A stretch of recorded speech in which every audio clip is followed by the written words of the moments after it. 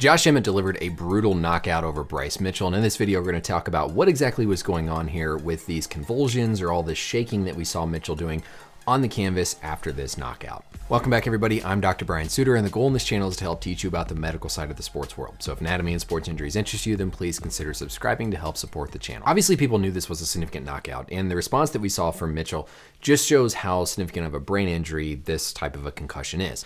Interestingly though, when we talk about just the amount of energy or force that can cause that type of reaction that we see, we can't necessarily predict how much input, how much that force is going to result in a necessary output with what we see with those convulsions. Essentially, Bryce was having a post-traumatic seizure down on the canvas. We can see the blow come in here from Emmett, and whenever we talk about some of the posturing response that we'll discuss with Mitchell, that seems to originate down in the level of the brainstem. And oftentimes there's some rotational or twisting component that we might see looking back. But here with Mitchell, we really didn't see any of that. The punch kind of comes in straight on. We don't really see a significant amount of twist in the brain, but obviously that impact coming in, we can see how much it jars the skull and the head backwards. That's all going to transmit that severe amount of energy into the brain, causing that concussion. The response that we saw afterwards, the first thing we saw was this posturing, sort of that almost on guard fencing response before Mitchell developed these clonic episodes. So it's like a tonic clonic phenomenon. Tonic because of the tone, clonic because of the shaking. When Mitchell first went down, we can see how his left leg, his left arm are kind of rigid in this position, right? The left arm is kind of down out in front of him, that left leg is extended.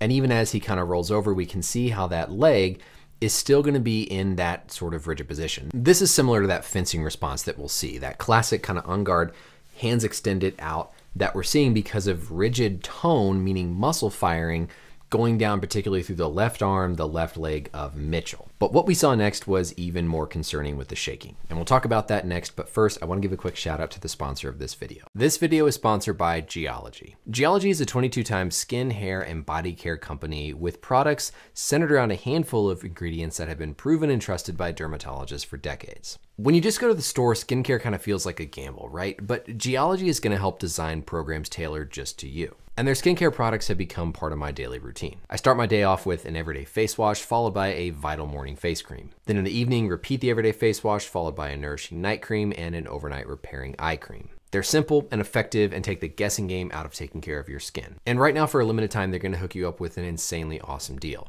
Right now, if you use my code Brian70, they're gonna give you 70% off their award-winning skincare trial set. There's even more, they're also gonna give you 50% off when you add on one of their skin, hair, or body add-on products to your skincare trial set. Not only is Geology the best in the skincare game, but they've also released a lot of amazing new hair, body, and skin products that I love using. In particular, their hair co-wash is fantastic. They also have some really great body washes. So there's things for you to check out no matter what you're looking for that personal care routine. So take advantage of this fantastic offer today and do something to not only step up, but also simplify your skincare routine. Thank you again to Geology for sponsoring today's video, and let's get back to our learning. So like I said, this is basically a tonic-clonic phenomenon. Whenever you have a concussion, there's this surge of depolarization, this rapid sort of firing and then release throughout the brain. And because of that, you can get this uncontrolled charge of electricity, those neurons firing, that causes the output that we see with the muscles being rigid, or in this case, the muscles actually tremoring, that clonic phenomenon. Tonic is tone. So there's increased tone when we have this fencing response here for Mitchell. That fencing response we think comes from a primitive reflex where when babies are little, if you turn their head a certain way, they'll sort of instinctively put their arm out to almost guard and protect against a fall. So we think that what's probably happening with the initial part of this tonic phase is this readdressing, the sort of reintroduction of that primitive reflex as the body is almost trying to protect itself. But then when we see next with the shaking, that's the clonic phase. That is an uncontrolled activation of electricity in the brain with those nerves firing to cause the output of those muscles shaking. So this is essentially a post-traumatic seizure. However you want to define it, this is seizure episode that Mitchell is having as a result of his brain injury.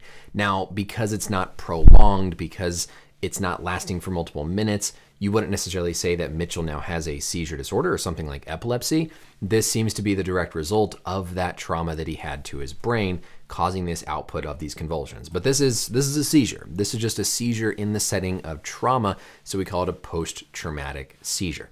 He's not volitional here. He's not controlling this. His body is simply doing this because of the effect on the brain where all those neurons, those nerve cells have fired uncontrollably and things are just completely unorganized and sort of chaos until it calms down and everything gets reset. I will say it was nice to see what the medical provider here at the head was doing. It's always hard when somebody's having a seizure. You want to do your best to stabilize the cervical spine, but obviously they're moving around, they can be thrashing. And so I think all things considered, they did a great job trying to keep him in a good position here, trying to keep him safe.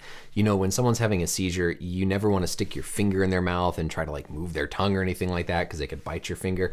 And so great job by the medical team here trying to keep his neck as stable as they possibly could, all things considered. Interestingly, I'll say that some of the worst looking concussions that we see in terms of the posturing, the rigidity, the delayed return to consciousness tend to sometimes recover the quickest. I don't know if that's just anecdotal and I haven't seen enough concussions to know that necessarily, but we could see Mitchell kind of came to pretty quick. By the time he was walking out, he seemed decently clear. I know there was a lot of criticism on the broadcast about get him a stool, let him sit down. And yeah, I agree.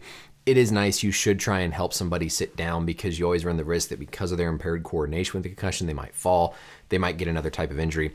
It would be pretty unusual for him to have a bad knee injury just from stumbling from a standing height. You typically would need a lot more energy and force. So I wouldn't be as worried about a fighter falling, doing something like tearing their ACL in one of these circumstances. They're just going to look pretty uncoordinated and maybe do something like sprain or twist their ankle. So yes, in summary, what we were seeing here was basically a post-traumatic seizure, which is something that can happen after you've had a brain injury, in this case, a concussion. You would have that initial surge of that tonic activity where we see that rigidity, that fencing, sort of posturing response. And then we see the clonic activity, which is the seizure, the tremoring, the shaking, as the brain is going through all those changes and initially that uncontrolled firing of the neurons, causing that output where the muscles are uncontrolled shaking, resulting in this post-traumatic epilepsy or post-traumatic seizure. Let me know as always any questions or comments down below. And until next time, we'll see you later.